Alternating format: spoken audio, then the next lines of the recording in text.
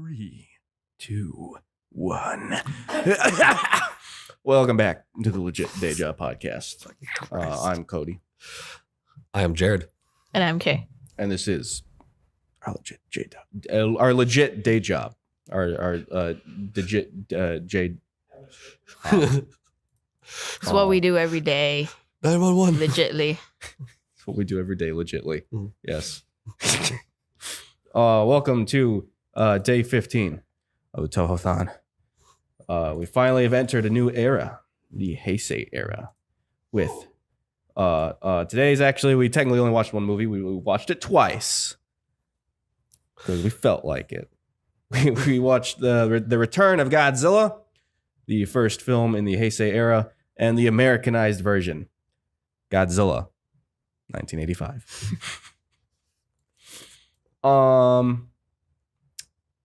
Good news is that the plot recap of this one is pretty straightforward because this is a pretty straightforward film. The general plot synopsis of this one is Godzilla returns and Japan freaks out. That's pretty much the plot recap. Because it returns to the roots of the original Gojira in the sense that it is a Godzilla solo film. So there really isn't a whole lot to it. It is set during the Cold War, so there's a lot of political tension, at least in the Japanese cut, which we'll get into. But yeah, the general plot is pretty straightforward. What'd you guys think of the Return of Godzilla? For the Return of Godzilla. The Return of Godzilla. It was good. Didn't really wow me, but also wasn't bad. I can't really say anything that was awful about the movie, other than what I'm sure we'll get to later, which is the rooftop scene and the nonsense of the building. Yeah. Yeah, there's yeah. We'll get into it. Yeah. So on the plus side, as I mentioned, this is the start of a new era, the Heisei era. There's this immediate difference in quality, both tonally, visually. It's all around a significant upgrade from the previous era of films. For one thing, this one actually now looks like a movie in the sense that it's cinematic. Yep. Not to say that the older films weren't, but most of them are pretty flat, which again we've talked about extensively. Yeah. Look lower like Sunday specials or Sunday morning specials for the kids as opposed to actual cinematic features. I mean, again, we've talked about it extensively. There's a lot of in the older films that there's a lot of really nice camera work. I've mentioned several times that the best of the Showa era had made good use of scale with Godzilla. However, everything else in between, like the monster action, was pretty flat. This kicks off the new era by making it look like the presentation is an instantaneous difference. Everything is shot cinematically. There's a lot of depth of field, the lighting, the sets, everything. All the non-Godzilla stuff is what I'm getting at. Is a lot more effort was put in, a lot more detail was put into it, which makes it easier on the eyes, so to speak. Mm-hmm. There's also no children in this one, so that's always a benefit. It's always a plus. Not even Godzilla's child. Not even Godzilla's child. There are no children of any shape or form in this one, which makes it a breeze to sit through. Mm-hmm. We had a small discussion before this podcast. You and I, Nushan. Yep. I love the score in this one. You not so much. Yeah. Again, as we talked about, there wasn't anything wrong with the score per se. It's not like I thought the score was outright bad. It was just uninteresting to me. It was, just regular orchestral music. They didn't really do anything special, in my opinion. It was just kind of, oh boy, here comes the drums and the strings. It's a tense moment. Oh boy, we're going to build up height, bring up the brass section. There wasn't no I can't remember his name right now. Akira Ifukube. No. Shin Godzilla and or Eva. Oh, Composer. well, we've also talked about that. You're comparing a future film to this one. Well, the composer in general, because he did Eva, which is Yes. right around the same age. Yeah, I mean Older. that composer does excellent work. Yeah. However, again, it's a little unfair. That's like saying that all these movies have shit scores because they're not composed by Beethoven. Like Okay. it's apples and oranges. But yeah, I mean, again, like it's not like the entire score start to finish is a masterpiece. However, select the tracks like the main theme, I do enjoy quite a bit. Yeah. It's a bit different, but it's not bad. Some of it sounded just like a romance thing for me going on. Yeah, I mean, again, like there are plenty of tracks just over the course of the film that sound a bit odd. Yeah. But at the very least, the main theme I do enjoy quite a bit. I definitely feel it's an underrated score out of the entire franchise, all things considered, at least. But yeah, that's all I have to say on the score. Really, Yeah, there's yeah. not a whole lot to say. I'm not an expert musician. Can't really talk about details Yeah. beyond that. I mean, again, I didn't say the score was outright bad. I just said it wasn't as enjoyable to me as, say, the original Godzilla, which I think they did a little bit better of a job. Yeah, I mean the original score, or the original Godzilla themes are iconic, and there is a noticeable. How do I put this? It you notice the lack of the iconic themes in this one. Yeah. But I don't necessarily detract that from the film. Mm. It has an interesting opening. It opens with The Thing, as in the horror movie The Thing. It opens with I don't think, was it the reporter who was on the boat on the fishing, or not the fishing boat? Was it the reporter who was going out on the sailboat? Yeah. So Okay. So it opens with a reporter who goes and finds a missing, or a reported missing fishing vessel. Yep. And he finds it and he goes on board, and just the whole thing is trash. There's like blood everywhere. Mhm. There's bodies just lying around. And like guts. It's and- shot like a horror film, like something out of The Thing. Yep. And then he finds like one survivor like petrified in a closet. Mhm. And then he gets attacked by a giant sea scab. Beetle. What? So that was- A beetle. A beetle. Yeah. I liked it though. I thought it was different. Yeah, I enjoyed that. it's definitely a interesting hook, especially considering. Oh no, I was gonna say Godzilla doesn't show up for quite a while, but that's not exactly true. Shows up about 25 minutes ish. I mean, if we 20. want to get technical, Godzilla shows up within like the first 30 seconds, but you Well, just don't get a when he clear scene of makes him. his grand appearance. Yeah. Yeah, I saw it. But anyway, yeah, I was gonna say he doesn't show up till like halfway through, but I realized that's not actually accurate. Yeah. So yeah, the opening, it's an interesting hook. Kind of, I've always hoped that they did more with it, just because like, so the reporter he finds the survivor petrified in the closet. The whole thing is shot like an 80s like horror film, Mhm. and it's implied that this single, what do they call it, the sea louse? Yeah.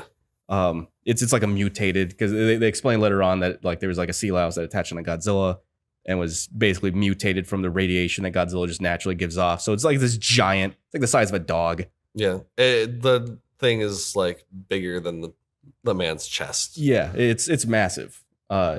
So it's heavily implied that this one sea louse like murdered brutally the entire crew on the boat, but then it just gets killed by like one stab and then an axe. Yeah. So it's an interesting hook, but I always wish that they did more with it. It's a lot in this movie that I wish they did more with. Yeah, I mean we can go ahead and get into that now if you want. Well, no, we can get into it later. I'm just prefacing, I guess. Yeah, Foreshadowing, maybe. something like that. Yeah. So anyway, so the reporter, he finds a petrified survivor, takes him back to a hospital. He finds the survivor's sister. The whole like government basically. So the boat is attacked by Godzilla. Obviously. Yep. As shown in the very beginning of the film. So when the whole like government finds out that Godzilla's returned, they basically try and keep it hush hush, even concealing the survivors. Well, that he survived from his own sister, just so that they could try and just contain the story completely. And then the reporter basically screws that up by telling the sister that her brother's alive to get a scoop. Yep. Get a nice story. Need to get in her pants. Need to get in her pants with a nice scoop. And then that plot line basically drops. Yeah. Yeah. There's a lot this film does right, and there's a lot this film does wrong. The central characters are one of the few things it does wrong, just because it sends up an interesting hook, and then it does absolutely nothing with them.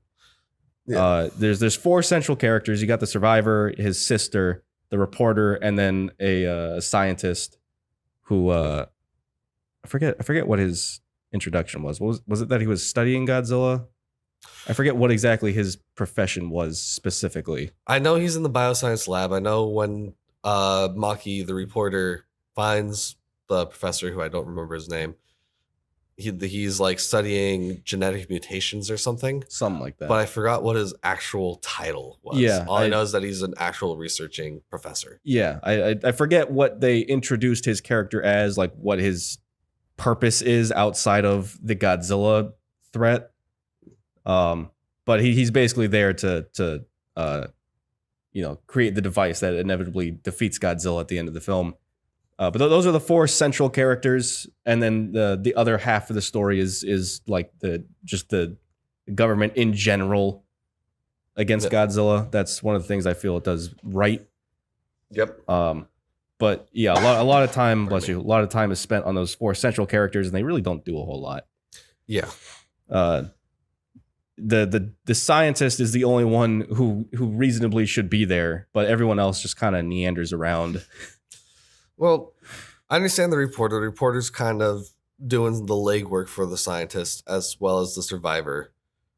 The sister's just kind of there. Yeah, she's just there. And they try to set up this drama between the scientists, or sorry, not the scientist. They try to set up a drama between the survivor, the sister, and the reporter, but then they just don't really do anything with it. Like, as we said, one of the very beginning scenes with Maki and the siblings is he breaks the government's gag order on the story to tell the survivor's sister that, hey, your brother's alive. Yeah. And then he follows her as she rushes to the hospital to basically just get an exclusive scoop. He basically like tricks them into reconnecting just so he can get like a exclusive story. Yeah. And basically it sets him up as a dick. Yeah. And a few scenes later, when the gag order on the Godzilla story is removed, he goes forward, prints the newspaper with his exclusive scoop, and the sister and the survivor kind of confront him about it and be like, that wasn't cool. And then they just drop that. It just drops. They just drop that plot line completely. And it's like, okay. Yeah. I mean, you and I talked about it again, like off the podcast briefly. Yeah. I mean, they could have made it like a character arc, but I don't really think that was their intention. I think it was just he's a dick and that's that. Yeah. They could have given him some kind of redemption arc where he, does it, like helps him out of like guilt or something, but that wasn't really what they were intending. Yeah. What I did find funny is that this could have easily been a non-Godzilla film. And what I'm specifically talking about is again, this kind of ties into the fact that this whole film really relies on that Cold War subplot, which is kind of underplayed, but at the same time not really. Because early on, before Godzilla makes his first official like on-screen appearance, he sinks a Soviet Union nuclear submarine. Mm-hmm. And so there's a lot of tension building where the Russians think it was the U.S. who sank their battleship, if you will. And the U.S. was like, nah. And the Russians were like, yeah. And they were basically going to start killing each other with nukes. And Japan steps in. They're like, no, it was Godzilla. What I mean to say is that I find it quite humorous that this could have easily just been a movie where Japan just uses Godzilla as a scapegoat, and then Godzilla's never actually in the movie. Where they just use Godzilla as an excuse just to end the Cold War. Except the plot twist is that Godzilla does show up. Yep. I almost would have made it. It could have basically been Watchmen, but like instead of Dr. Manhattan, scapegoat. It's Godzilla. It's Godzilla. Yeah. If anything, I feel like that could have made it. Could have made it. If they were trying to make it. Obviously, this wasn't ever the intent. It was intended to be a return to form, a very serious film. But if they wanted to make this kind of like a tongue-in-cheek, like self-aware comedy, they could have easily done that where Japan just says, oh shit, just blame it on Godzilla. And then totally by pure coincidence, Godzilla then shows up and everyone goes, oh. No. We were right. We told you. Help. It's Man Bear Pig. I told you he was real. See, it was Godzilla. Now kill him. Yeah. So that was just something I noticed. Yep. Because they're pretty quick. They're pretty quick to point the finger at Godzilla, and everyone's pretty quick just to jump on the bandwagon. Like Japan, it's like the boogeyman. Japan says Godzilla, and everyone freaks out. Everyone goes, "Oh shit!" Everyone just like starts arming up. They build a whole like UN specifically to deal with Godzilla. To be entirely fair to the movie, this is in continuity with I forgot to mention, the first film. This is a direct sequel to the original Gojira. That's as stated, this is the beginning of a new era, and so what that means on a technical basis is that it ignores the previous era. It's its own brand new continuity, with the exception of the original Gojira, and that's going to be something. It's going to be a common thing going forward with future eras, where they disconnect themselves from previous eras, with the exception of the original film. Yeah.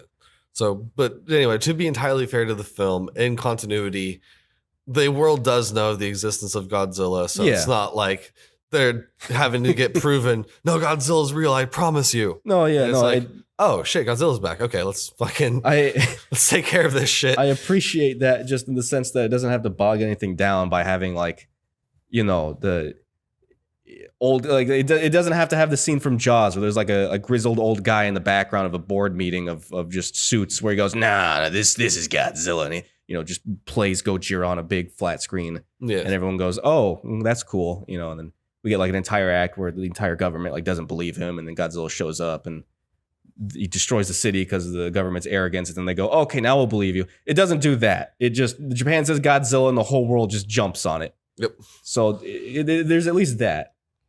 All from a picture, right? All from a couple pictures, yeah. Like, Yeah. Which by the an way, outline of him. by the you think that there wouldn't really be a need to keep such a tight lid on Godzilla, considering that it's a worldwide established thing. Does that make sense? Yeah. Like I understand the logic, the reasoning of the Japanese government in the film wanting to keep Godzilla a secret, because their reasoning is that it'll cause a worldwide panic, basically. Understandable logic. On the flip side, that panic is justified since it's Godzilla, and they have confirmation that, like, I mean, keep in mind, this is in continuity with the original, like only the original, meaning in the original film, there was only one way to defeat Godzilla, and that one way killed himself after he defeated Godzilla. So what they're basically saying is that they have confirmation of the return of something that the entire planet cannot defeat, and they want to keep it a secret. I understand the gut reaction, but that seems a little stupid. You'd think they want to just prep everyone as soon as possible to try and come up with some kind of plan of attack.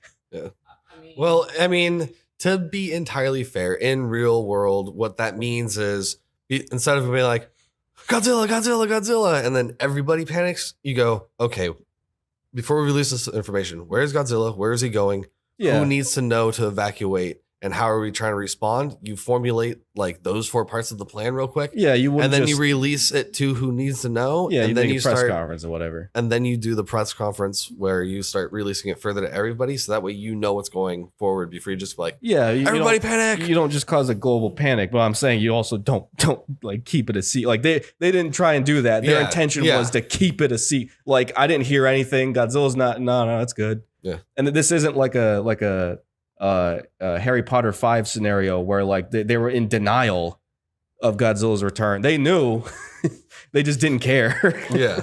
Look, it's Godzilla. He's not. What was that fucker's name? Yeah. What was it? Cornelius Fudge. Was that it? Yeah, Something like that. because I was like, oh, you know what Fudge is like G4? Fuck. I called him Cornelius Fuck. And then I realized like kids were starting to pick up on it, and I was like, no. So yeah, they could have done that, and that would have. I mean, it makes sense. I get it either way. I just think it's a little weird that they insisted for so long. Yeah. And then out of nowhere, they just like on a whim go, okay, all right, now we'll release the information. They're like they I mean, only. to be fair, it wasn't on a whim. To be fair, Well, it was specifically because Russia was getting ready to attack, and which meant NATO was getting ready to attack, and they're like, oh no, we need to stop this right now. Well, They were kind of forced into the situation where they had to come clean and be like, yeah, Godzilla's back. Yeah, I mean, I guess what I meant by on a whim is like, what other alternative was there? Like, they waited until the absolute last possible second. Where they waited until their choice was let Godzilla destroy the world or let Russia and the U.S. destroy the world. Like they basically waited to where it didn't really matter. Yeah. However, with all that said, I did make a note that this is probably the best film out of the entire franchise that shows the global pandemic that Godzilla would cause. In the sense that like again they make their press conference that Godzilla's a thing, and then it starts like showing like a huge montage. There's like mass press conferences where they have like hundreds upon hundreds of people, you know, in attendance. They do like there's a scene where I'm assuming the prime minister is like like a nationwide broadcast saying, yeah, Godzilla's a thing, GG. And then again it establishes like a UN specifically for Godzilla. I don't think there's a single other film in the entire franchise that handles the worldwide epidemic the same way that this one does. I mean, it really puts in scale like just how much of a threat globally Godzilla is, which I appreciate. Yeah, I did appreciate that too. Again, as I think you said at the beginning of this podcast, the political aspect of this movie was probably the strongest aspect of the movie in terms of the human drama going on. Yeah. Like, at least in the original Japanese cut, for me personally, the prime minister is the real OG. This man, I guess we're to kind of go forward a little bit. After America and Russia learns of Godzilla, they go to Japan and they're like, hey, we want to nuke Godzilla. Let us nuke Godzilla. It's the only way we can be sure that we can defeat him, blah, blah, blah, blah, blah. I say. And the prime minister... Take off and nuke the site from orbit. Yeah. And the prime minister basically goes, nope, we will not build, store, or allow nukes into our country. He didn't even say anything. He just stares blank, like sternly, just like not looking at anyone. He just stares straight ahead, just ignoring everyone who even mentions nukes. Because the U.S. says, let us use nukes. And it just the prime minister is just not even like paying, like not even acknowledging their existence. Then the Russians go, let us use nukes. Same thing, not even acknowledging their existence. Only when both the U.S. and Russia start like debating about using nukes does the prime minister like finally speak up like Jesus amongst mortals, where he goes like grabs like the megaphone, like, we will not use nukes. Yep. And they just mic drop and they just leave. Yeah. Well, not even that. So he in the American cut, he goes, we will not use nukes, mic drop, leave. And this one, he's like, we will not use nukes. And then he's like, then US and Russia is like, aren't you being arrogant, not Oh, allowing that's nukes right. into your country? And he's like, aren't you being arrogant, trying to use nukes in my fucking country? And then mic drop. Step the fuck off, bitch. Yeah. Mic drop. It's real OG. In reality, like, it's obviously said tactfully in a PG way, but it is the most tactful fuck you I've ever seen in film. And then it goes back to ignoring their existence. Yep. And then Godzilla shows up, and then he goes, "All right, nuke him." No, it doesn't.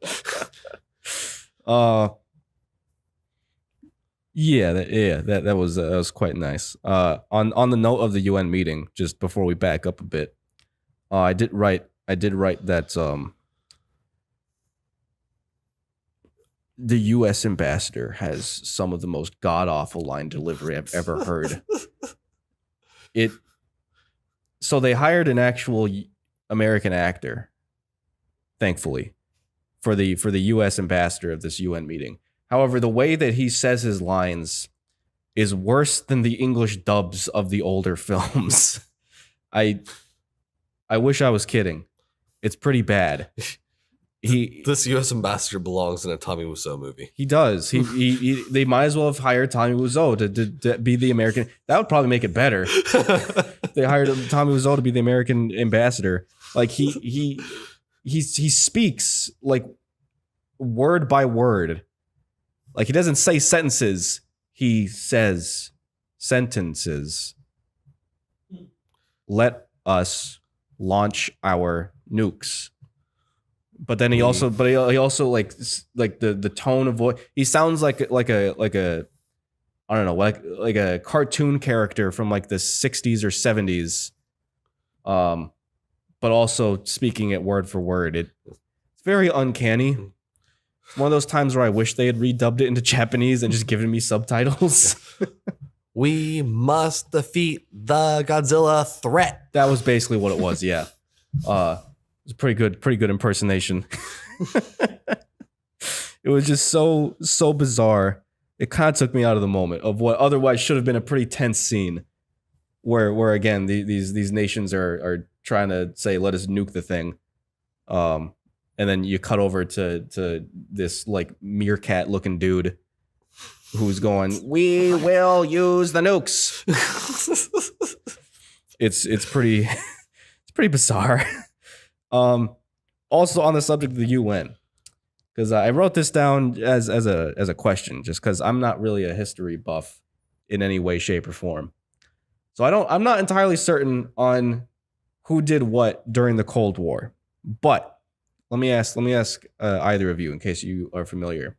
Did Japan really have any part of the Cold War historically? How do you mean? Like, so okay, all right. So I'll put this. Keep in mind, after World War II, I don't remember exactly when we implemented this, but we basically put Japan in handcuffs. Well, no, we didn't basically put Japan in handcuffs. We basically turned Japan into Asia US. We basically rewrote. We put them in timeout. We said no. Well, more than that. We basically forced them to adapt a Western constitution. Yeah, we put their military in handcuffs and then said, "All right, now you are going to do as we say, and you're going to run your country how we run ours." Yeah, it's so I know that much.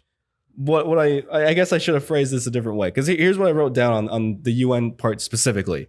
As epic as the prime minister, as epic as it was of him, basically like just wrecking the other ambassadors. I wrote this I did notice, and again I could be wrong depending on how the Cold War played out for Japan historically. But it almost seemed like that this film, which again, keep in mind, it came out, during the Cold War, right? Or at least the setting was during the Cold War. It almost seemed to me that this was Japan like self-injecting them into the Cold War, in the sense that it's almost like Japan was like, the U.S. and the Soviets are about to nuke each other. Let's make a movie where we plead them desperately not to do that. And so they kind of they created this whole setting where it recreated the conditions of the Cold War, where you have a literal walking nuke who eats other nukes. And so the US and the USSR say, let's also nuke this thing that eats nukes, just for the sole setup of Japan going, let's not do that. Nukes are bad. Peace and harmony. That's what it seemed to me. I don't know how much of a stake they had in the Cold War, but from that description, that seems about right. What, old Sean, do you want in on this? You want to come over here? Go, Sean. Somebody needs to bring up a Ouija board so I can come back to life, baby. Okay. I can become a ghost and you can take my place. Just call it Ghostbusters. So, according to Wikipedia, the most trusted source on the internet, what are you talking about? Wikipedia is the least trusted source on the internet. basically what it looks like in like the summary paragraphs in the beginning, before I go into like many details, it looks like Japan and Soviet Russia were not friends. They had a lot of territorial disputes. They definitely weren't on the same side during the Cold War, although I don't remember them being on America's side either, because I feel like we were both kind of butthurt still about Pearl Harbor and Hiroshima and Nagasaki. So, well, like I said, I'm pretty sure the U.S. got the they probably the were just like a laughing- third party. the last laugh in that one. So, three important sentences here are the Soviet government refused to sign the 1951 peace treaty, and the state of war between the Soviet Union and Japan technically existed until 1956, when it was ended by the Soviet-Japanese Joint Declaration of 1956. Although a formal peace treaty between Soviet Union, subsequently Russia, and Japan has still not been signed. So it sounds like, yeah, they were kind of like a third party kind of injecting themselves into this, generalized Situation. Cold War. Yeah. I mean, now if this was like Vietnam or something that was making movies, that would make sense. Japan didn't really seem to have a big role in it, but like, if anything, they would have kind of sided with the US, like enemy of my enemy is my friend, because we both kind of hated Russia. So, but no, they weren't like a huge part of it. There was no All right. alliance between either one. So there you go. Back to the Thank Phantom you. Realm. Thank you, Go Sean. Back into the Shadow Realm. This has been your weekly history report with an actual ghost from Draw history. your last pathetic card, Yugi. I'm not that old asshole. Well, as a ghost, logic dictates that you can travel through time. Thus, you now have the ability to go back in time as a spirit. So that was your historical report with General Sean from the Cold War. Thank you for tuning in. General. Jesus Christ. I was a private. Private Sean from the Cold War. Thank you, Private General. I clearly knew a lot about Bush. Anyway, so that's what I picked up on, is that it definitely seemed like Japan was just self-injecting them into this as a literal means to plead, like in the film, like borderline looking just at the camera and saying, "Guys, don't do this." That's how I took it. I mean, again, it's not like it didn't work, but that definitely serves a better reasoning of why the cartoon U.S. ambassador just takes me out of this scene. But yeah. Anything else on the UN meeting in general? No, I think that's pretty much all the main points I got wanted to nothing. hit. I got Excellent. nothing. Excellent. So now we can back up a bit and let's talk about Godzilla. Yeah. So right before this UN meeting, again, we kind of got ahead of ourselves, but that's okay. We get Godzilla's official on-screen appearance again, and my God, was it amazing! Yeah, his suit got an upgrade. His suit got an upgrade. Major The upgrade. cinematography got an upgrade. The overall first appearance is really, really cool. If you don't remember, for a refresher, it opens from Godzilla's perspective. It like fades from black to his perspective, walking onto the power plant, which was pretty cool. Then it cuts to just like a security guy who, earthquakes start happening because Godzilla's walking. So he runs over, and then it's like a single shot as he falls to the ground. So it pans up in a single shot from him on the ground all the way up to Godzilla's head, which is just another excellent use of scale. The other films, again, used low angles. This one like shows an entire scale up. Really gives a nice sense of scale in this one. Yeah. The practical effects looked amazing. Oh yeah. which is, I mean, it's something that's gonna be a reoccurring thing in this era. So I was trying to say, like they took the films and they modernized it in special effects. Like all the effects looked amazing in this film, and that's gonna be a returning trend in the rest of the Heisei era films, and then amplified even more in the next era. So yeah, visually they're just gonna keep getting better and better and better. But this really is like a noticeable difference in special effects compared to even some of the later Showa era films. It's almost like we're upgrading to console generations. It's like the difference between 360 and a the current generation consoles. I'd say more like the difference between a PS2 and an Xbox 360. Yeah, it's not quite up to modern generation yet. I just meant in terms of differences. I don't Yeah. mean in terms of like comparing it or anything like that. Gotcha. I just mean even during the ass end of like the last generation of consoles, you had like games like The Last of Us. That was like the absolute peak of the last gen of consoles compared to even the launching titles of this gen. It was an instant difference. Right. Gotcha. Yeah. Not necessarily a huge like holy shit difference like the jump between PS2 and Xbox or PS2 and PS3, but a noticeable difference regardless. Yeah. That's all I meant. This is a noticeable difference. I don't know if I'd say it's like a holy shit kind of difference, at least comparing it to, some of the later, the last couple films of the Showa era. Just because they started improving the pyrotechnics and especially in the sets and whatnot. The suit definitely got an upgrade. Suit looks a lot better in the sense that it doesn't necessarily look like a guy in a rubber suit anymore. I know you said you had some issues with the suit. It's not that I have issues with the suit per se, and I understand its limitations of their current technology. It's just I could definitely tell. While it's not so much guy in a rubber suit, it looks more like Disneyland animatronic at this point. It's got like obviously plastic eyes. Yep. The skin texture looks strangely rubbery to me. Yep. I like that they have facial animatronics, so it's not just Godzilla opening his mouth to roar and stuff. He can actually like his lips move. He can make his lips move, snarl his nose. He can actually make facial expressions and stuff now. Yeah, looks really nice. Yeah. So, in terms of like, if I was back in the day, I would have been like blown away.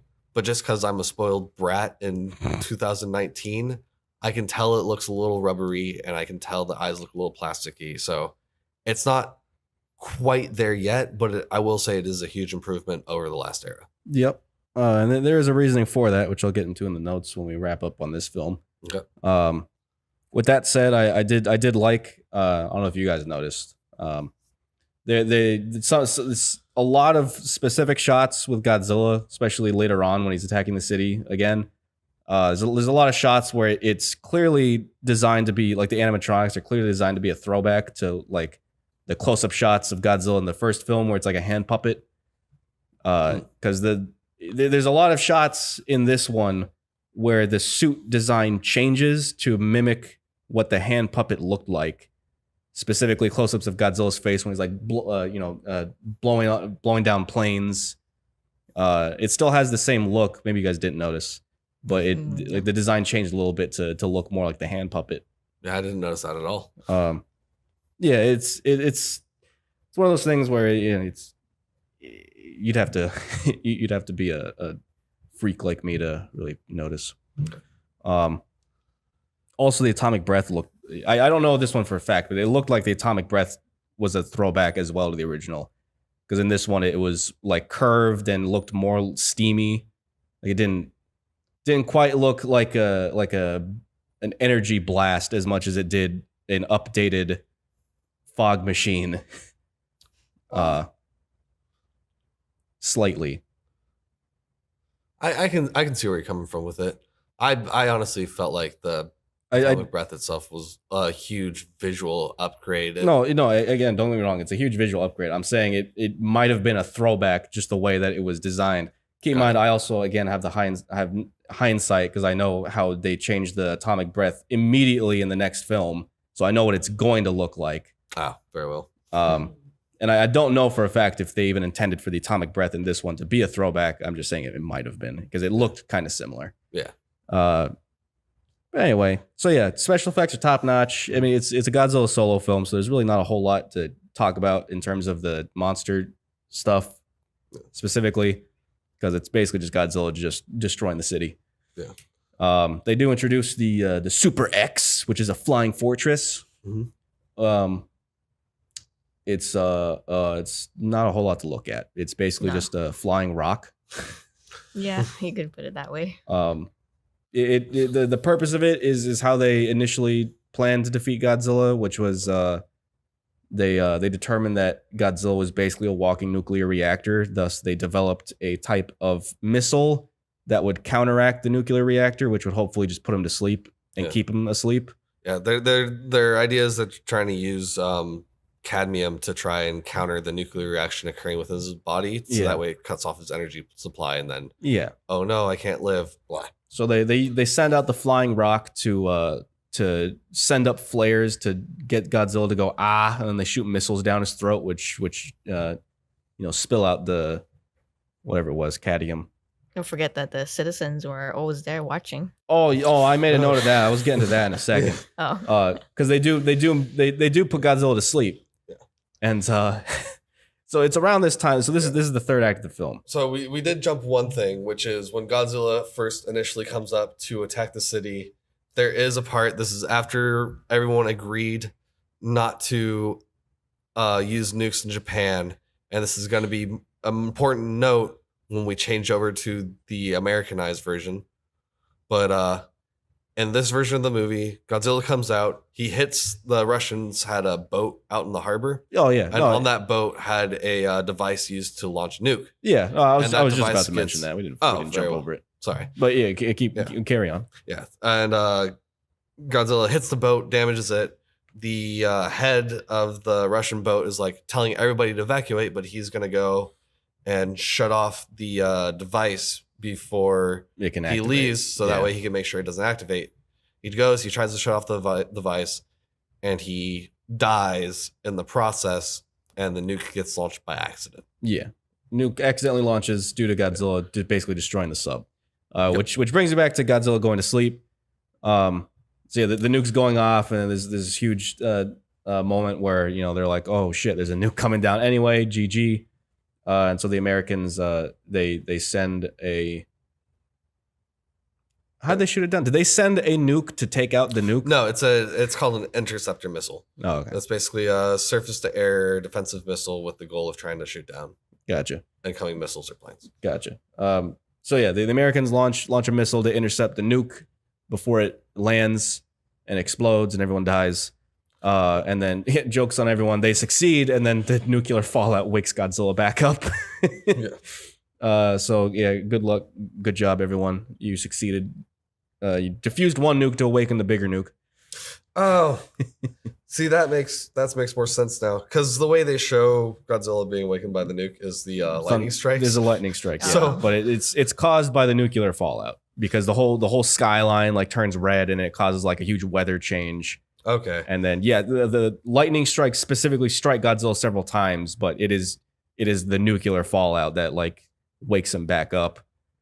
Yeah.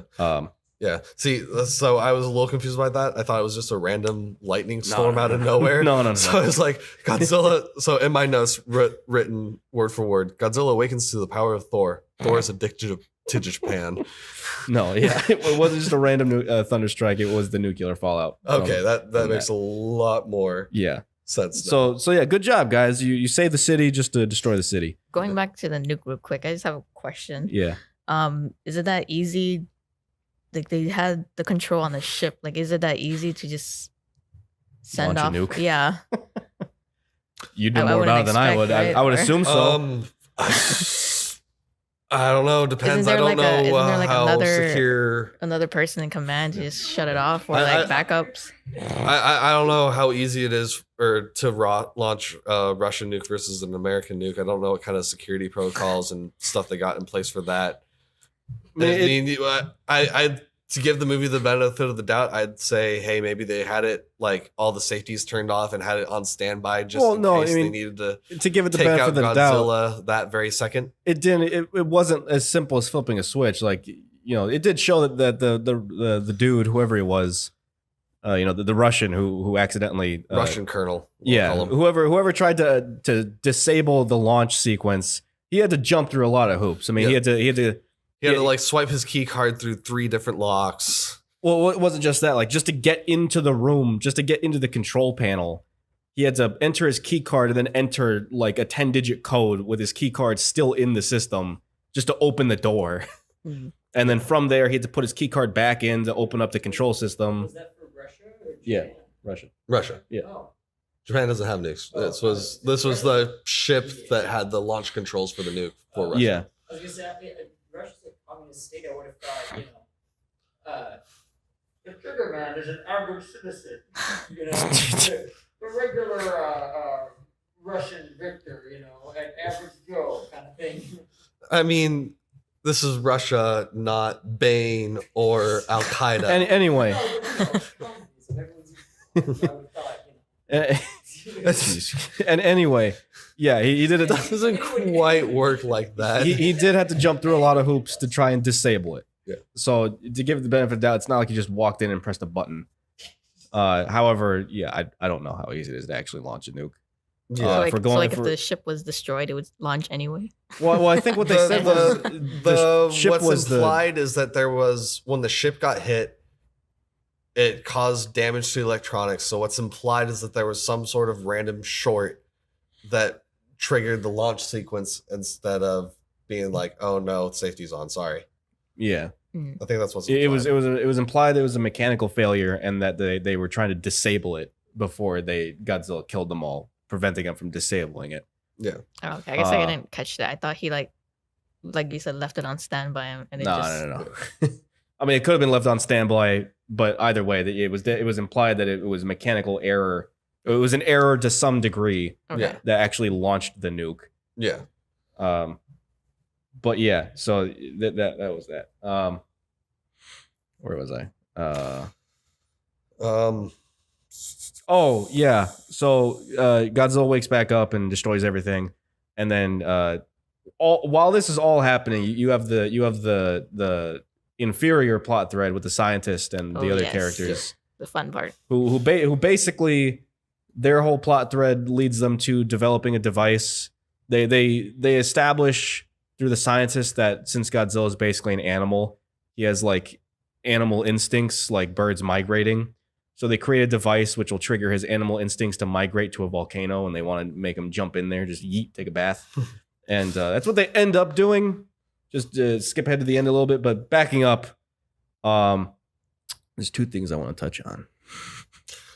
But 2 fun things I want to touch on. I don't want to touch on the scientist plot thread too much because we need to wrap up in a bit. Yeah. But on that topic, Are we talking about during the Godzilla attack? yes. Okay. I think I know exactly which 2 things we want to touch upon because I want to touch upon them too. So the only thing I will touch upon with the boring human characters is their fun adventures in their building.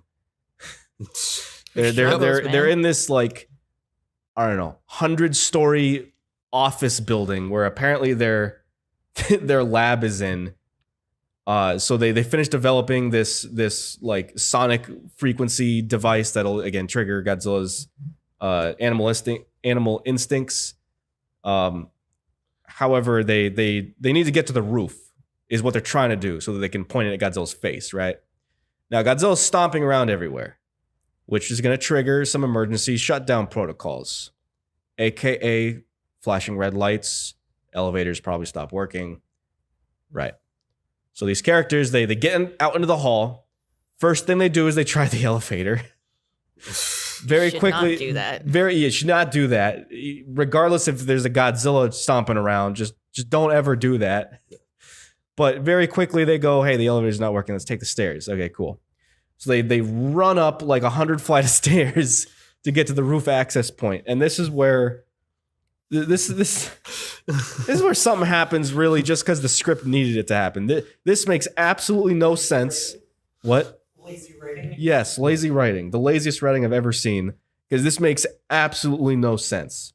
100%. This is illogical. Whoever designs a building like this should be fired, probably locked up in prison, never allowed to touch anything even remotely close to a building again in their lives. Dropped into the pits of hell. Dropped into the pits of hell. Dropped into the volcano that Godzilla was thrown into. Because here's what this building does in an emergency protocol. It brings down like blast shields on every door in the building, or at least at least the roof access point. They never bothered trying to go down to the floor, but the roof door brings down like an indestructible adamantium like blast door that they can't bypass. Like they're just trapped in the building. They try to take a crowbar to it, can't lift it. They try drilling through it. The drill bit breaks and cuts open one of the guy's hand. They can't drill through this. It's an indestructible metal blast shield. Well, locking the guy was drilling. Locking through. an important escape route, Yes. aka to the helipad that's on this. Yeah, there's a building. helipad on the roof. Activate the barn door protocol. Yes, yeah. Like who would design this? No, you could maybe make the argument, maybe, that you wouldn't want people running out to the roof to escape. Maybe. But as you mentioned, there's a helipad on the roof, so that's not even a logical conclusion. Like, what the hell? Why? First of all, where did this technology come from? If they had this kind of tech, then they should have built the rock out of it. Well, just getting on that actually for half a second. They have laser cannons in this movie. Yes. They have EDF technology. Yes. Where the hell did they get that?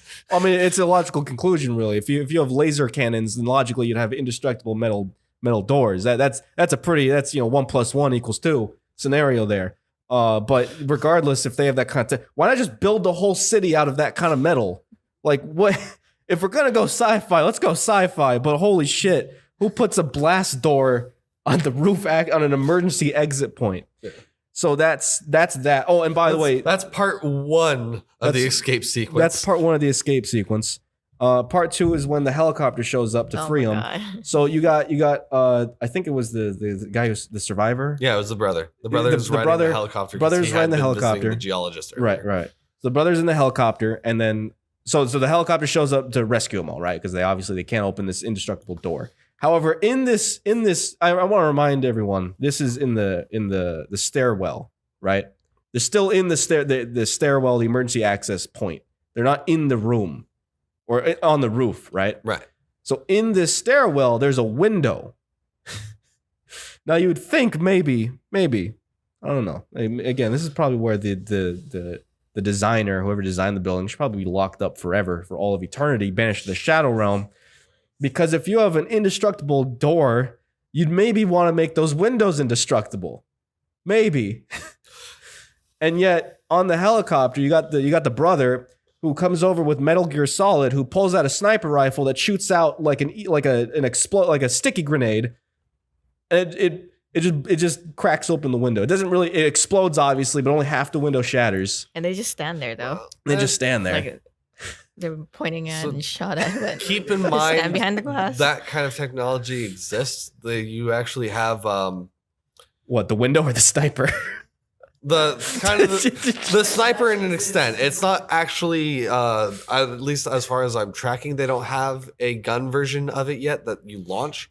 But basically the technology behind that, it charges, it's a shape charge. So let's say the glass is actually bulletproof glass. Yeah.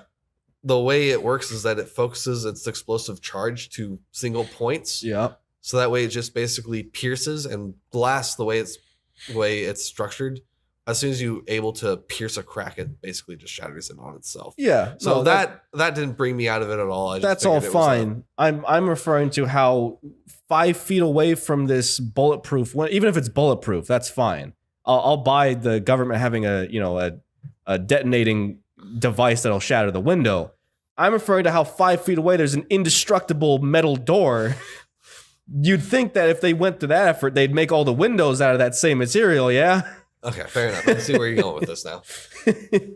So anyway, so yeah, they blow up the window to rescue the people, and they do it in the stupidest way I've ever seen in my life. The survivor, so they have like a like a life jacket on a rope, right? To hoist people up onto the helicopter. Yeah. This is a big helicopter, by the way. This ain't no like 2-person helicopter. This is it's like a transport helicopter. It's probably, if I remember right, it's actually a UH-1, which is our regular transport helicopter. Yes. Yeah. Transport helicopter. Yeah. How many people can that thing usually carry? Like in you got pilot, co-pilot in the front, and then typically I want to say it's in the back at least. In the back, I want to say it's either 4 or 8. I think it's 8. Okay. Even so if it's not huge, it's not a cargo, right? But it's large enough. So it's still like a regular troop transport. Yeah. So it's spacious. Yeah. So you got 3 people in the building, and you have 2 people in the back of the helicopter because you have the brother and then you have the guy with the sniper. Yep. Now let's play devil's advocate. Let's assume that it's a 4-person carry load in the back. Yeah. Let's just say it's 4. You got 5 people who need to be hoisted up. Yeah. Or I'm sorry, you got 5 people total. And let's assume it's a 4-person carry load. Yeah. So what this guy does is the brother, he puts on the life jacket himself and he grapples down to the building, goes into the roof access point to help put it on the other people. That itself is stupid. Why would you send a guy down to give the other people? No, just send down the jacket or whatever it is. Send down the grapple hook and just hoist people up. You don't need to send a guy down to put it on other people. But besides that, let's assume it's a 4-person carry load. Okay. He puts it on the scientist first. That makes sense because he's the one who needs to, he's the one who knows how to operate the device that'll hopefully cause Godzilla to go take a hot sauna. So puts it on the scientist first. Then he puts it on himself, and he hoists himself back up. They just leave the sister and the survivor in the building. Now let's do some math here. I think you missed this. Huh. Because they're not trying to leave the sister and survivor in the building. Yeah. What happens is the wind turbulence around the building the wind picks up turbulence too much, so the helicopter is about to crash. Yes. So I don't have a problem with them leaving somebody out of necessity. The problem that I have is the fact that the guy sent himself down in the first place. The survivor should have never sent himself down in the first place. They should have just dropped the thing, had everybody like, all right, put your arms through it. Hop in. Yeah. I mean, shit, it could have even pulled a Master Chief where they just fly the helicopter low enough and just say jump. And they get, everyone just jumps off the helicopter. That would have been better. It would have made more logical sense than sending someone down just to bring them right back up again. Yeah. It's a waste of time and a waste of space. But I don't even buy the wind turbulence thing because it's never brought up again after that. Like ever. What do you mean? They mentioned the wind turbulence. They don't even mention that the helicopter's at risk of crashing. They just say it's unstable. Like for the hook. They don't say it's unstable for the helicopter. They just say it's picking up a little bit of wind. It's a bit dangerous for you guys to try and, because remember the brother, he starts like going up and down. That was the only concern. It wasn't the helicopter. It was that they didn't want people to splat on the building. Well, by proxy in general, if there's a lot of turbulence, there's a high risk of the helicopter being blown into the building and crashing. I got that. My point is, what I'm getting at is that they immediately turn around and say, we'll send another helicopter right away to get you guys. So clearly, it's not the helicopters they're concerned about. They just leave them just for the sake of leaving them, really. Did they say right away, or did they say once the turbulence dies? I'm pretty sure it was, because I could have sworn they said as soon as we can, aka as soon as the turbulence dies down. I don't know. I don't remember that detail. I could have sworn it was we're sending out another helicopter. Either way, it makes no sense. Not that those characters were really relevant anyway. They could have died right there and it would have made no difference. But yeah, the whole logic of that whole sequence made no sense. Which brings me to the second. I guess technically that was the third thing, because that wasn't even the second thing I wanted to talk about. Oh, really? Oh, it's not? No, the second thing I want to talk about, which it's speaking of making no sense. Let me talk about real quick all the idiots who live in Japan in this film. All these goddamn morons. Oh, by the time Godzilla wakes up, it's doing like, it's trying to play again. It's a throwback to the original film. So there's a lot of while it's not quite as horrifying in terms of the themes like the original film was, it tries to make it more horrifying in the sense of civilians being like brutally murdered. Like there's a lot of like on the ground shots of people getting like crushed by buildings, Godzilla like stomping on people. It's pretty graphic. At the time at least. Yeah. By the time they started doing that, I held what? Now it's a G-rated movie. Now it's a G-rated movie. It makes sense because Bambi Meets Godzilla played before this. It really mentally prepped you for the people getting squished. Anyway, Beautiful, you love the world. It's fuck. I held zero sympathy for these absolute morons. They deserved every death. They deserved everything coming to them. They deserved it. They were literally begging to be killed. Let me walk you through the thought process of these goddamn idiots. Godzilla shows up. Not only did they have days upon days of the Japanese government saying Godzilla's a thing, he's probably coming here. Get out. No one left. No one evacuated, but that's okay. You know, Godzilla shows up. It's sudden. It's not like there was like a NORAD Santa tracker on Godzilla. All right, I'll give him that one. Okay, Godzilla just shows up and he starts stomping around. Okay, what do you do when Godzilla shows up in your town? Well, even if you didn't know what to do, the Japanese government then calls an evacuation order. Thank you. No, you get a front row seat. That's what I would do. Get some drinks and you get up on the roof and go, huh, fuck it, good life. Well, I mean, one civilian does that, and we'll get to that. Anyway, One civilian is actually probably my favorite character in the movie, but carry on. So Godzilla shows up, and whether you want to or not, you're going to be evacuated. Odds are you're probably already doing it yourself, but yeah, the government's going to say, everyone get the hell out of here. Godzilla's here. Yeah. No one evacuates. That's okay. I know no one evacuates because when Godzilla starts stomping around, no one's trying to leave. People are just getting killed.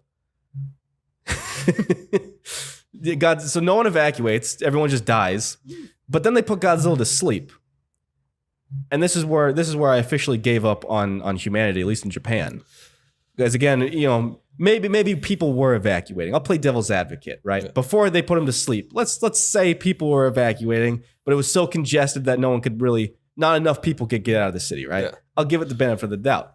Then they put Godzilla to sleep, and it shows thousands of people crowding around Godzilla. Like police having to hold people back because they're like, I don't know what they're doing. I don't know if they're protesting. I don't know if they're like praising Godzilla as a god. I don't know what they're doing. There's just a whole ocean of people there. And keep in mind, the nuke is still on their way at this point. No, I was just about to get to that. That's before the nuke's a thing. No, the nuke's already a thing at this point. It's before they managed to destroy it. No. That was before the nuke was a thing. Because they put Godzilla to sleep and then the nuke is accidentally launched. No, the nuke is accidentally launched beforehand. Because I remember when the immediate second that they start coming out of the subway tunnels and stuff, you're being like, what the fuck are they doing? There's still a nuke coming. They come out of the subway tunnels. That's where they had them evacuate to. Because the nuke... Yeah. Godzilla shows up. But that was after Godzilla... No, because the nuke gets launched pretty much as soon as Godzilla even comes up to the bay. Because that's when... Yeah. So Godzilla comes up out of the bay harbor and fucking atomic breaths the EDF is like destroying shit. Boat gets damaged, nuke gets launched. Cut to boardroom.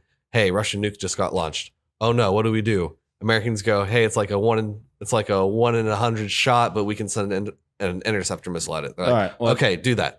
So nuke's on its way. Godzilla's attacking the town. Yeah. They go, hey, everybody evacuate. Everybody evacuates or tries to at least. Godzilla kills a bunch of people. Godzilla gets put to sleep. Nuke's still inbound at this point. All right. Well, I forgot about that detail. But either way, they kind of forget about it then because they don't start telling people you're dead, or they don't start reminding people that there's a nuke at least until this point. At least. Yeah. So yeah, you got that. You got an ocean of people clamoring around Godzilla. On top of the fact that at least at this point, that's when everyone officially goes, there is a nuke inbound. Get out. No one moves. No one. Yep. Nah. Everybody says. No one's even panicking. They're still just treating Godzilla like he's a, I don't know, he's they're seeing like a band or something. like it's like the Beatles reunion. they're loving it.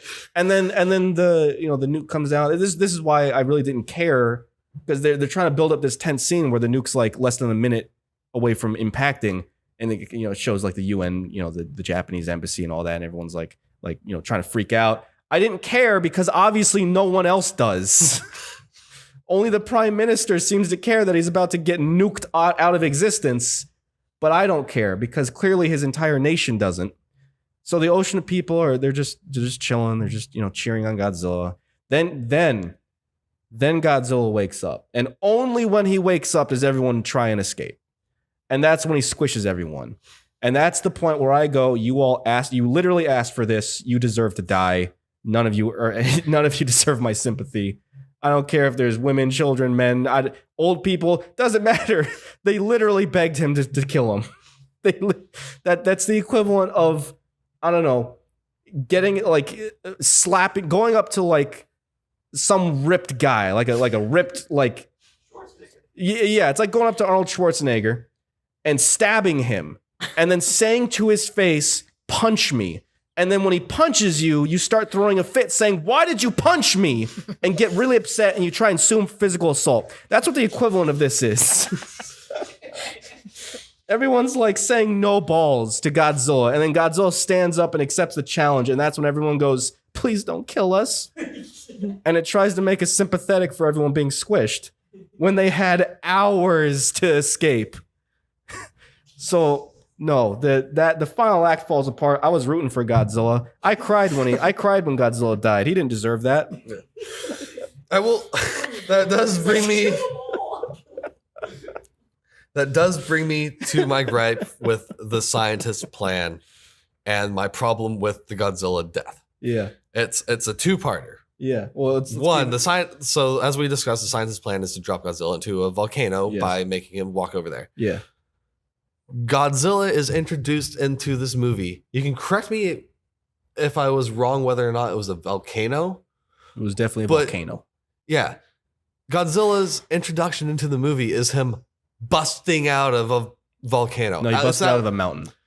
It's at least a mountain. So, okay, so he's busting out of a mountain. But still, either way, he's buried underneath a fucking mountain and busts out of it. Yeah. So dropping him into another mountain doesn't really seem... dropping him into a volcano. There's a difference. I mean, bust out of rock versus dropping him into molten lava, and then burying him in it. I mean, but I think it's implied that that's not necessarily gonna kill him. It's not implied one way or another. It's left pretty open endedly. Okay, but then part two is that Godzilla's being told to migrate forward or whatever, and there's this giant ass pit in front of him. And this Godzilla, who had the dexterity and the knowledge to be able to pick up a stopped bullet train and look at it and see all the little humans inside, can't see a giant hole in front of him and falls inside at least to a lower ledge. And then they blow the charges, which drops him all the way into the... Well, again, keep in mind the implication is that he's basically being brainwashed, mind controlled. It's not that he was willingly walking into a volcano. They set up a device. I'm not saying that it works. I'm just saying that it's not like he freely walked into it. They set up a device that triggered his animal instincts to basically put him on autopilot. It's not exactly, at least the way they set it up implied that he couldn't just break free at will.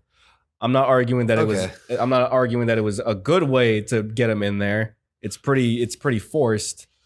But they do establish that it's like autopilot mode. He can't just go, "Hey, there's a volcano. That's neat." Turns around and goes back to Tokyo. I mean, I only buy it to the extent that the way they're messing with him is by both messing with sound, and trying to guide his. They mentioned something about him having a magnetic resonator organ or something that helps him detect the magnetic pulls. Or they try and bullshit the science behind it. Again, it's very weak because it's forced. Yeah. So but going off the science that they went off of from what I gather, is they're trying to mess with his migratory pattern. They're trying to trigger him to migrate. Yeah. In the wild, just because you're migrating doesn't mean that you're blindly following the flow of the earth.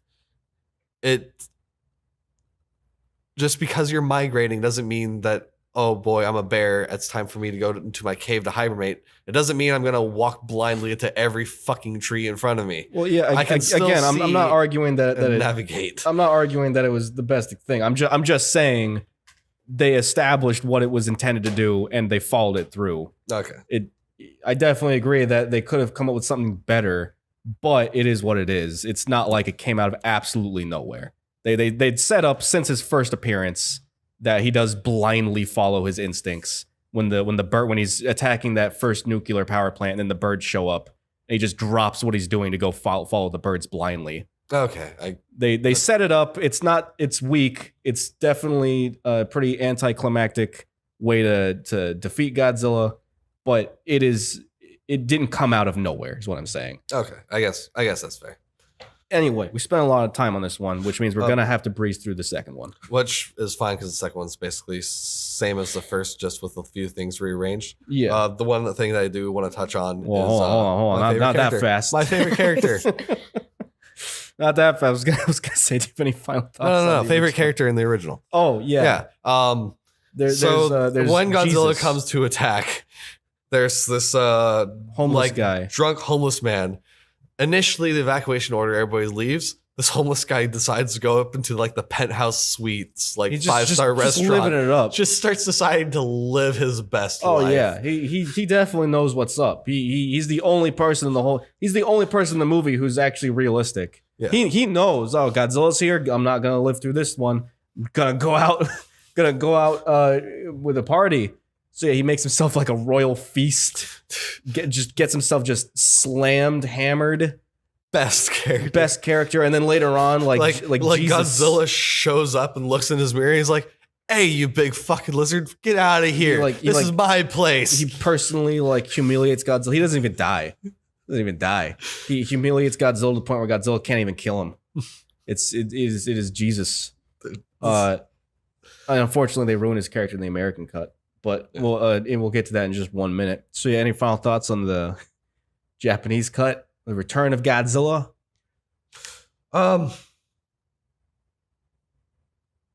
Not fucking Oscar award winner, but it did a good job. It was fun. I liked it. So, solid 5 out of 7. Yeah. 5 out of 7? Solid 5 out of 7. I agree. Yeah. 8 out score? of 10. An 8 out of 10? Yeah, I Excellent. enjoyed it. Just like Excellent. the original. Yeah. Gojira. Better than what we've recently been watching. Better than what we've recently been watching. Unfortunately, the same can't be said for the American cut. Godzilla, 1985. This is where I become a ghost. I So try this not one, to sleep, but I this fell asleep. one, again, we really can't spend any time on this one at all, which is okay because it's basically the same movie, just heavily cut down, And rearranged. The original cut was 1 hour and 45 minutes. This one's 1 hour and 30 minutes. They cut out 25 minutes of the original footage and then filmed a whole 10 minutes of new footage. So they heavily cut down the original cut to the point where it was basically, this is one of my notes, really. This is the best way to describe the American cut. It felt like an abridged version of the first film. It's just a rapid fire montage of scenes until it gets to the final act where it slows back down and basically doesn't touch the film. But everything up until the third act is just a rapid cut, just a nonsensical, just bam, bam, bam, bam, bam, bam, like it was an abridged version of the movie. Clusterfuck. That's the word that I used to describe this movie. Yes. They do bring back, so what I didn't mention, yet at least, the original cut, Return of Godzilla, is a direct sequel to Gojira, 1954 original version. Mm-hmm. This, Godzilla 1985, is a direct sequel to the Americanized cut of Gojira, Godzilla King of the Monsters. So this, they did bring back Raymond Burr to reprise his role as Steve Martin in this film. Gain some weight. He gained quite a bit of weight. Fucking unit now. Now, I that does bring me to one of the bullet points I wrote down, which is that in this film, his character is even more useless than he was in the Godzilla King of the Monsters cut. At least in Godzilla King of the Monsters, he served something of a narrative purpose in which he was a reporter documenting Godzilla's rampage. In this one, he just flat out does jack shit. He gets summoned by like the I don't know, the Navy, the Army, some undescribed generic branch of the U.S. military. They summon him in because he's the reporter who has previously seen Godzilla, and he basically just says that's Godzilla, and that's all he contributes to the conversation. Yeah. And then he just kind of lingers there for the 10 minutes of footage that they shot for this one. Yeah. No. As it just randomly splices it in between the abridged version of the cut. That's because that's the other thing. Unlike King of the Monsters, where again it was poorly done, but they tried to implement him into the narrative by they refilmed scenes to try and match the scenes that they were splicing it with, right? So that he was like a reporter like in Japan witnessing this rampage. Here they just shot everything in some generic like government facility looking set, and he was just like not even in Japan. They like summoned him in the US, again, some generic undisclosed branch of the military, and he just goes, oh yeah, that thing that's happening in Japan, that's Godzilla, and everyone just watches the movie on a TV screen. Yeah, no. So they bring him on as an advisor with the goal of having this guy like, hey, tell us how to kill him. Tell us how to kill Godzilla. And he basically says what I mentioned earlier, which was you can't. GG. Yeah, no. He goes from trying to be an advisor to he's trying to be some sort of like philosophical evangelist or something like that. He's trying to muse about the power of Mother Nature and the wrath that she's bringing upon us and blah, blah, blah, blah, blah. And there's just injecting it over the cut down version of the old movie. It's terrible. It's absolutely terrible. Yeah. It's not that the Japanese cut had any like major like themes like Gojira did, but what they did cut out was like the political tension. They just absolutely cut it out. Which we'll point out to in a minute. But what this film also did, not only did it abridge it, I also noticed this bit. Excuse me. It rearranged scenes, but not randomly. I noticed that because at first it seems like they're just randomly rearranging scenes. When I say randomly, I mean they took like footage from the UN meeting in the third act of the film, and they threw that into like the first act of this cut.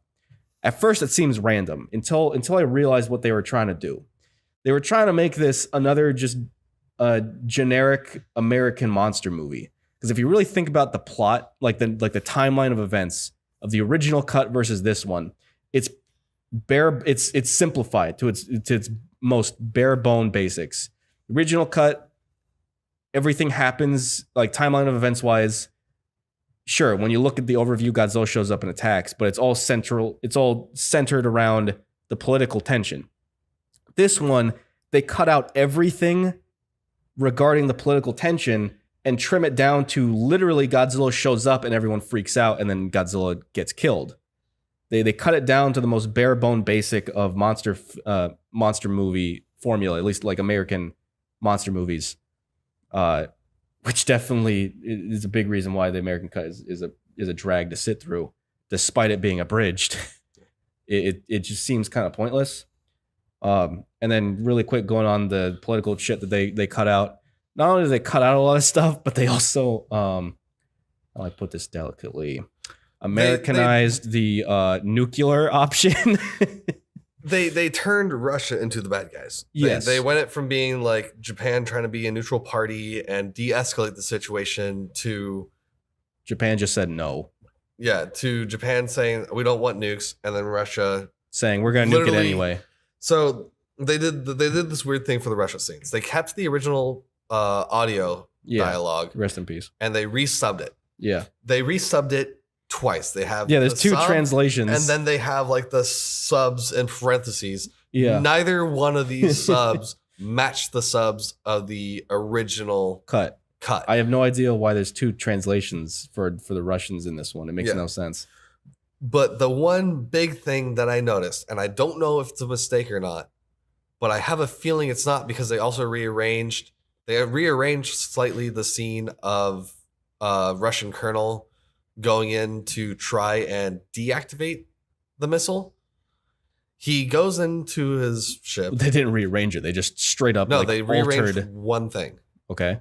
So on the subs, they altered the line to, I have to launch the missile. Yeah. I could see that being a mistake if it wasn't for the fact that the last thing he does before he dies Is launch the now missile. is press the launch the missile button. Yeah. That's- They don't rearrange it. They straight up alter the scene to make it so that the Russians intentionally launch a nuke at Japan. And then, I mean, again, I know why they did it. It's so they can play up the fact that the U.S. like saves the day by destroying the nuke mid flight.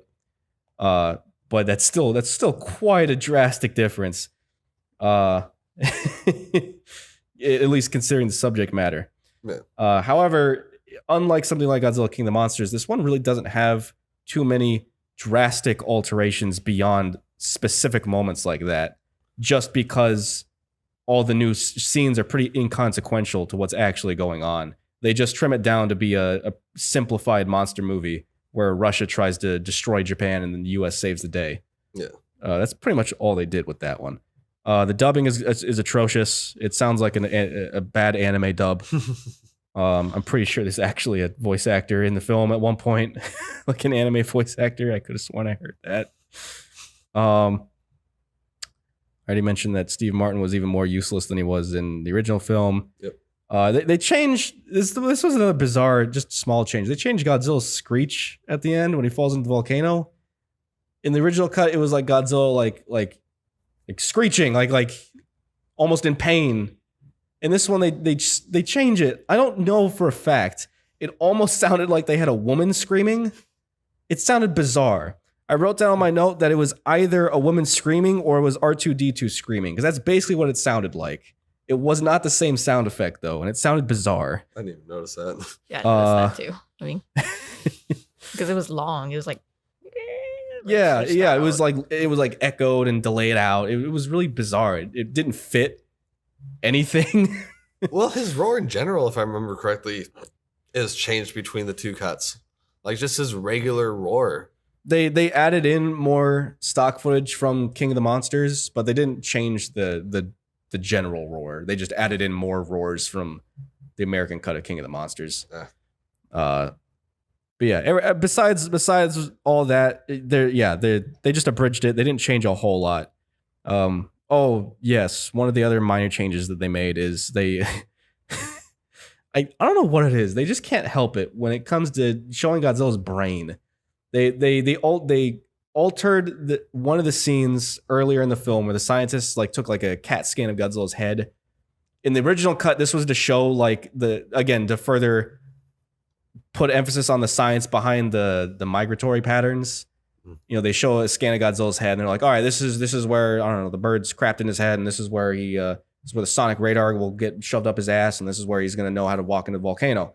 In the US cut, they replace all of that science mumbo jumbo with just, yeah, you see this? This is a picture of Godzilla's brain. It's the size of a peanut. Yeah.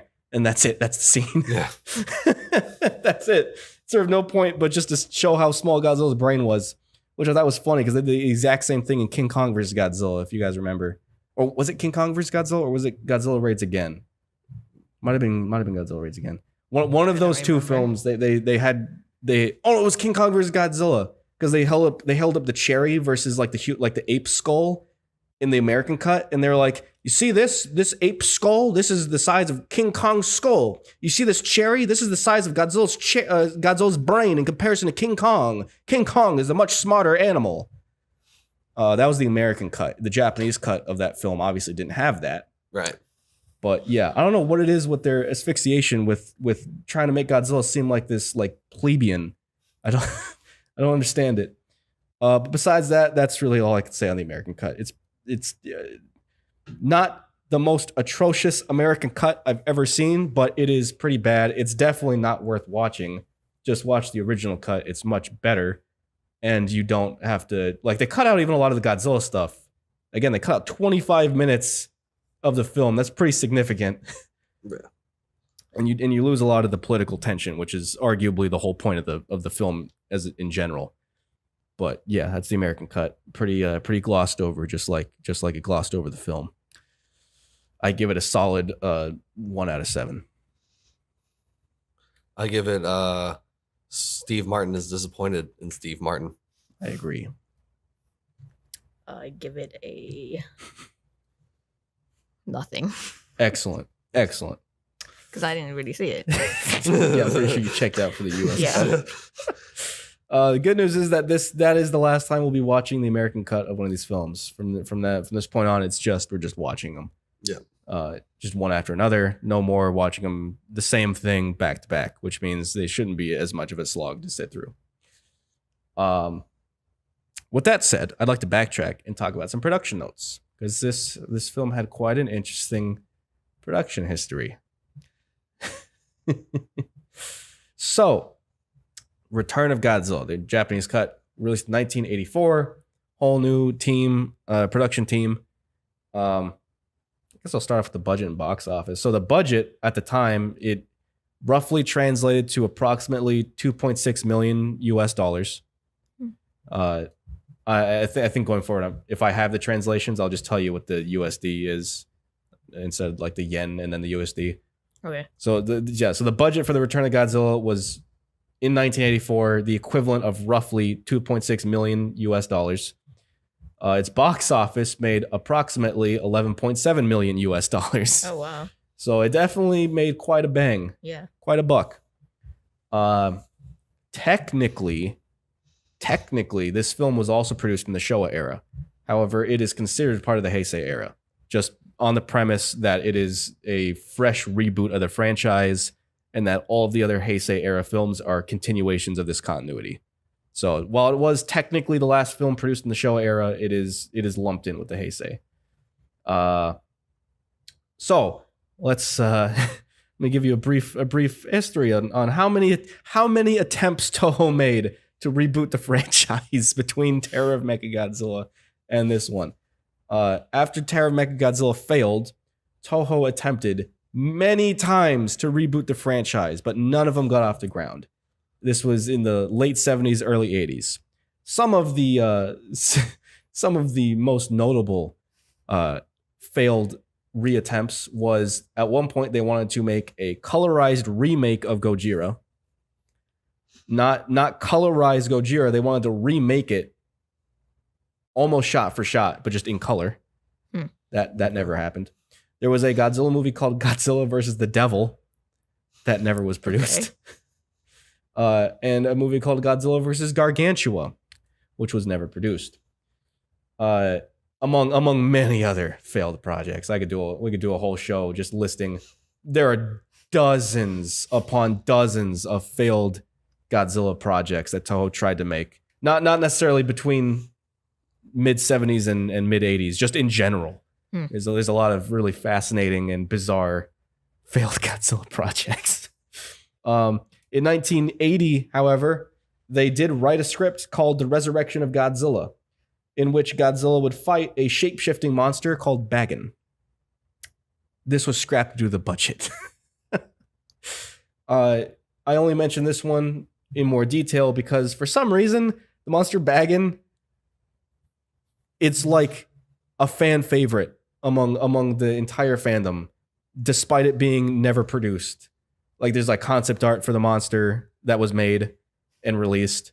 And there are so many fan projects made where he actually fights this monster, and I don't understand the fan appeal of the monster. I mean, it looks cool, sure, but I don't really get it. It's like one of the most popular monsters out of the entire franchise, and yet it was never actually made. I don't really get the draw of the creature. But anyway, so that was in 1980. That didn't get off the ground again due to the budget.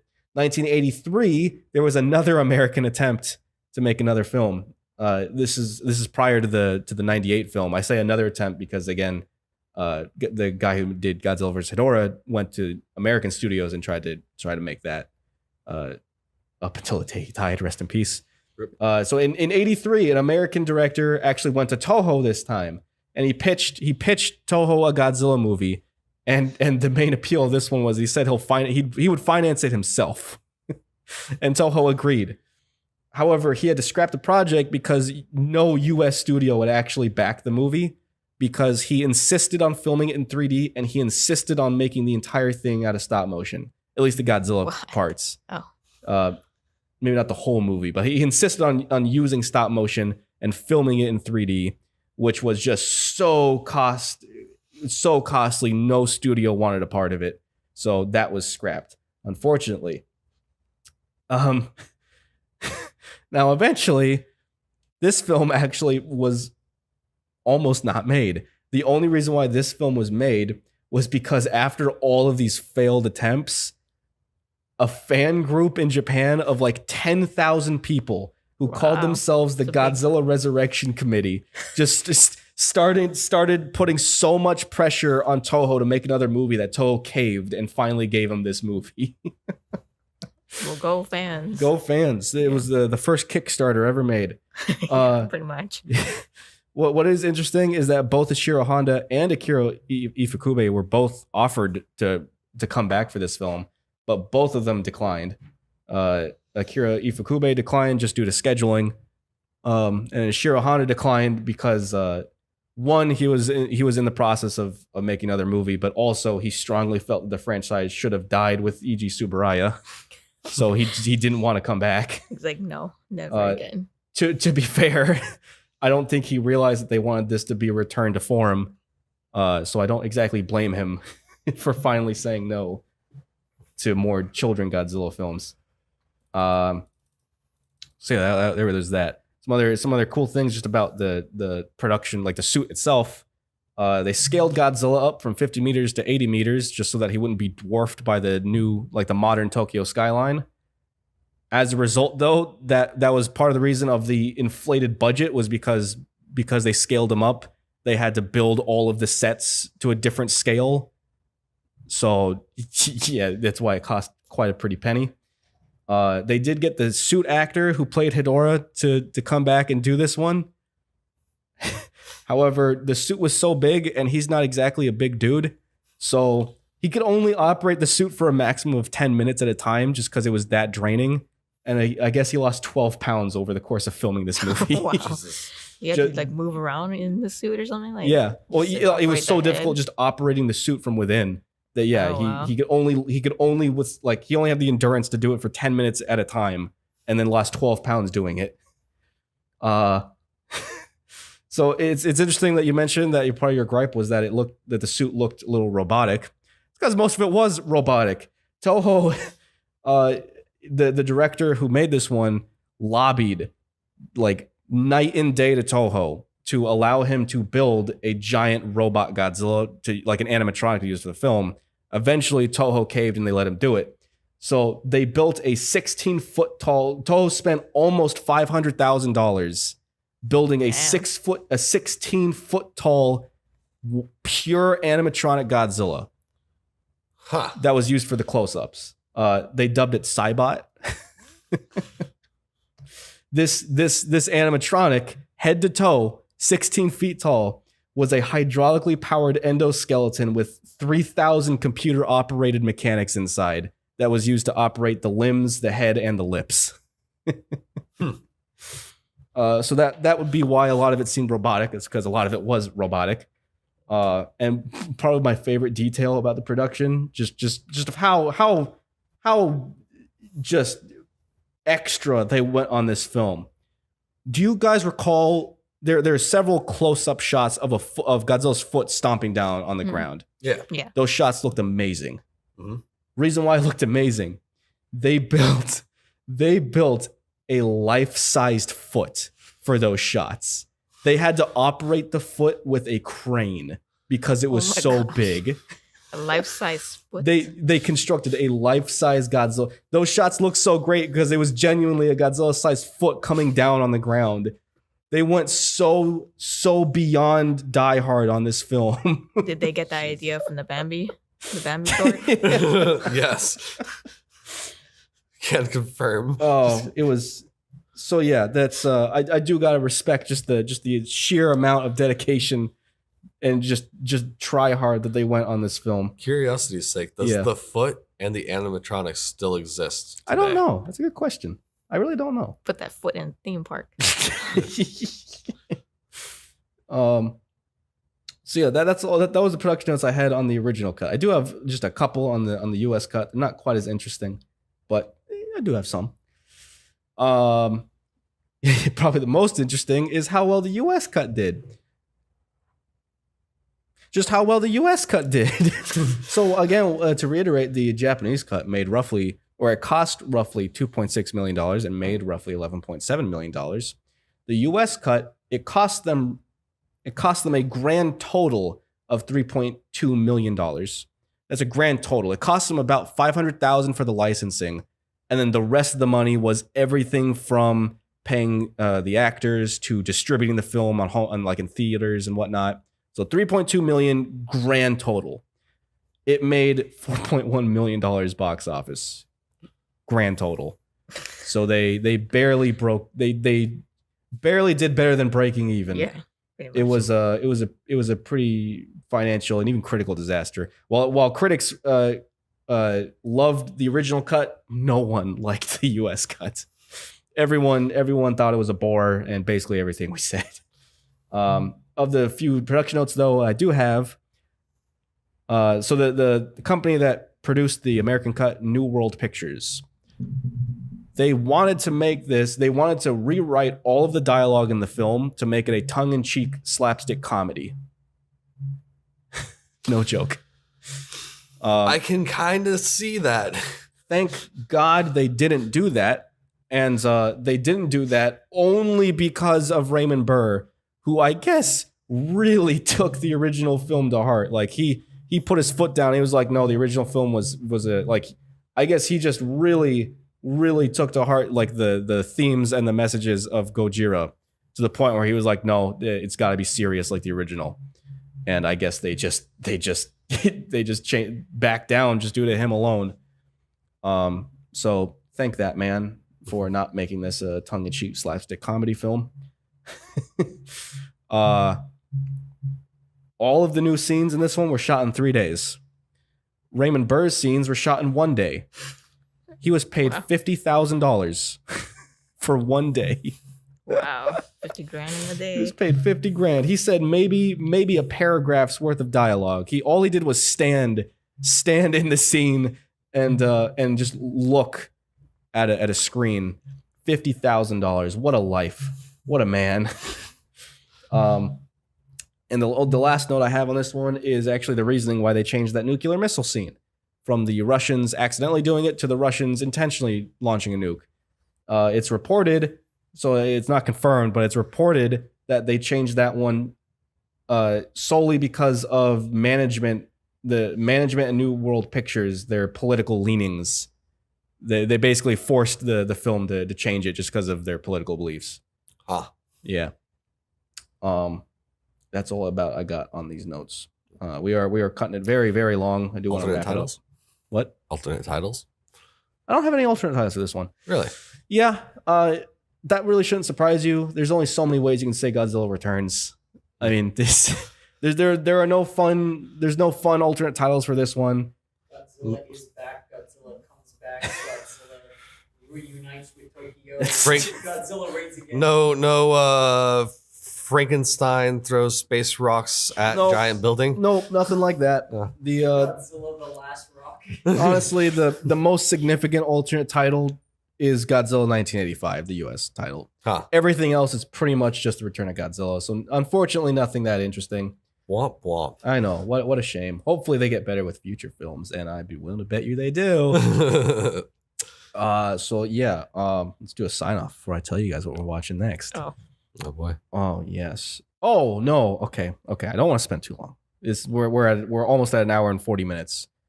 Far longer than these should be. But let's take 2 minutes. Okay. To talk about Bambi Meets Godzilla.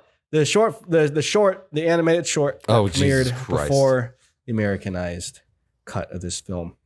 There's nothing to even talk about. What do you mean there's nothing to talk about? So Bambi Meets Godzilla. If you've somehow for some reason made it this long into the podcast and you've never heard of Bambi Meets Godzilla, go look it up. do yourself a favor.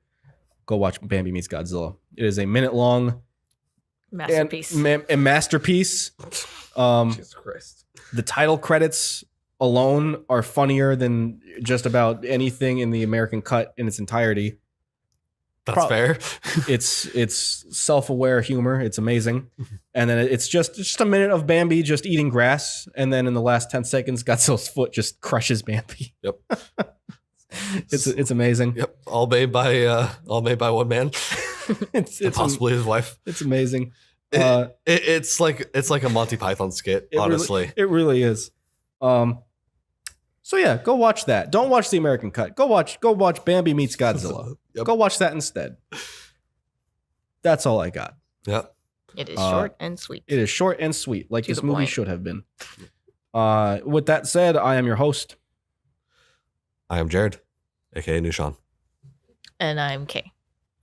And this is J-Job. Tune in next time when we watch the next two, the Heisei era. I mentioned to you briefly already, the Heisei era doesn't give a shit. They go all out with these next films. They really go experimental with some of these plots. So tune in next time when we watch Godzilla versus Biollante and Godzilla versus King Ghidorah. Biolante. Is that like a